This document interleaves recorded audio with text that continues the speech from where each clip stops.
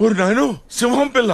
అది సింహం కాదు. అయితే వెళ్ళి గెలి చూడు, నీకే తెలుస్తుంది. అది సింహం కాదు, గొడ్ల గోబా. అది సింహమేరా బాబు. ఇది బలిసిన పిల్లలా ఉంది. నీకు అనుమానంగా ఉంటే ముందుకెళ్ళి చూసొస్తా. హలో, మొహం అడిగింది లేదు, వాసన వస్తుంది. అయ్యి బాబాయ్, సింహమే.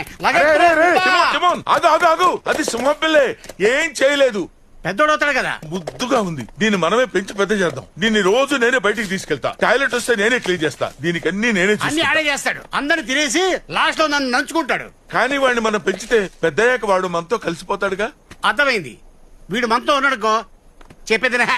సింహం మన ఇద్దరికి బాడీ గార్డ్ అని చెప్పేసి అందరికి తోకెత్తుకుని గర్వంగా చెప్పుకోవచ్చు. అయితే మనతో వాడిని ఉంచేసుకుంటున్నావు. నేను చెప్పింది కూడా అదే. వాడిని ఉంచుకున్నా ఉంటాడు. ఐడియాలు కొట్టేసి నాకే చెప్తాను. అయితే వాడికి సింహ అని పేరు పెడదాం. మీరు ఎవరు?